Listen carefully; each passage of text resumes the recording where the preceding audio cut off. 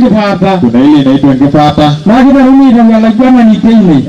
Hapo ndio inaanza kutolewa chiefly wa vijana wameiva kwa heshima. Mama Veris rangai na wajingi ndio rumba uli. Ndio kizinga kidogo.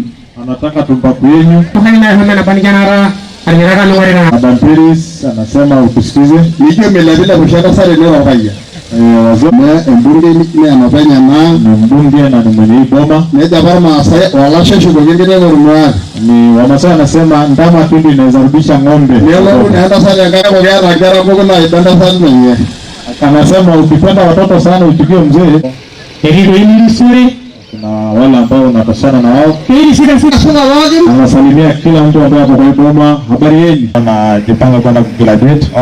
Anasema amjambo. Haje ndio karibu ile. Anasema karibuni. Wale ranga kuna inena akajole seraya. Ajinara alegone minalo. Ashara. Ala ku. Ya nato. Sawa wageni. Habari yenu wote.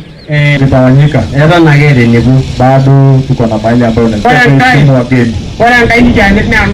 Naambia komiti wajipange. Ore tara model la jo manyata na ngamada sa kweli. Ukitoka Manyata kwenda nyumbani unapokelewa jana tohara. Nevi enyewe tunaweka kwa kichwa. Nevi kwa kidogo na hii bomba tuko. Na it's very sad.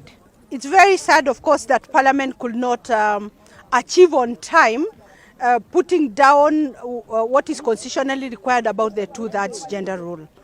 But I think it is also extremely unfortunate if the CJ Maraga does not appreciate the dynamics that are in this country and also the challenges that are there in our communities, that our women are still coming up, our youth are still coming up in terms of going into elective seats. What we would urge is that Parliament finds a way to progressively achieve the gender rule. Yes.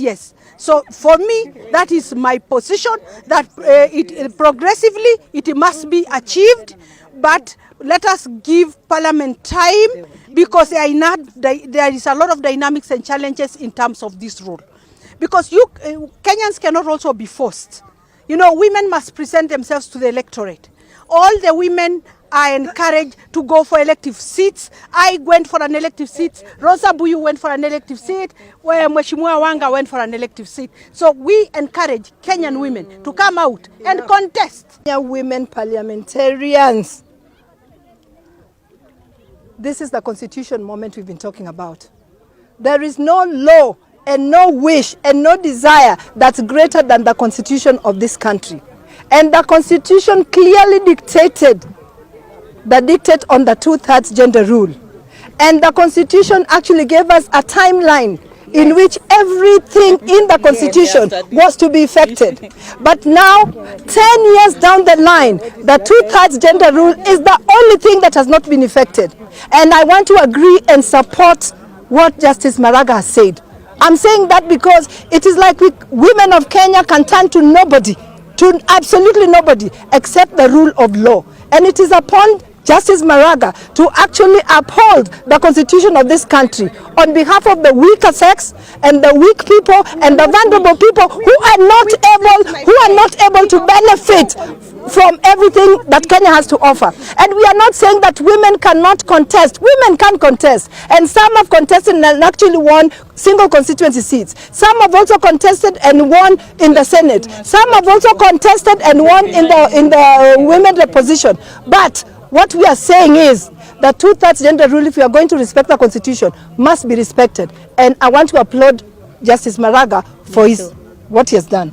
Naunga mkono sana masuala ya Maraga kwa sababu sisi kama wabunge, kama ni nafasi tulipewa mara nyingi sana na tukaleta bills tofauti, na kila wakati tunapopiga kura kuhusiana na sheria hii watu wanachukulia ati ni sheria ya kina mama. Si sheria ya kina mama, ni sheria ya kina mama na kina baba. Leo ni kina baba wengi katika utawala, lakini kesho itakuwa pia ni kina mama, na nyinyi kina baba pia mtataka kutumia sheria kama hiyo ili iweze kuwahifadhi katika vile viti vya kuweka maamuzi katika taifa la Kenya. Maraga hoye. The Chief Justice, I think one of the things in this country that we must respect is the rule of law. And especially when we talk about the constitution. that today we are calling upon every member of parliament to appreciate that while we agreed from 2010 that 10 years down the line we shall see a formula that will ensure 2/3 in parliament is implemented. Yet we began the politics of looking at each gender and fighting the women, saying that we are more, they are fewer. Today we celebrate the history that indeed Maraga is about to leave, but I'm hoping and praying he will leave and we will remember him. 1, the nullification. 2, Parliament must ensure the 2/3 it's there.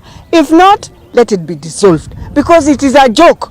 Even when women are fighting for BBI, we don't want to go into a BBI again where we are begging. We are saying as a country, enough is enough for women. That we have run a journey, walked a journey, spoke a journey on issues of men and women. Then when it comes just on decision making, women now become an item to be discussed. I think for now, I am supporting Maraga, and we are saying as women, let Parliament ensure we have 2/3 or be dissolved, or tell us in which process, or support BBI the whole country for us to get this agenda done once and for all as we celebrate 10 years of the Constitution. Has said that Parliament be resolved for not attaining the 2/3 gender rule. Maraga is standing on the right side of history. Yes. Why? Yes. Because we are celebrating 10 years of Katiba. Yes. Every other provision, every small provision, including land, including, think about it, equality, every other provision has been implemented by a law, except the 2/3 gender rule. And not to say that we have had 4 Duale bills since the last Parliament. We have taken our male colleagues even to dinner, to dance.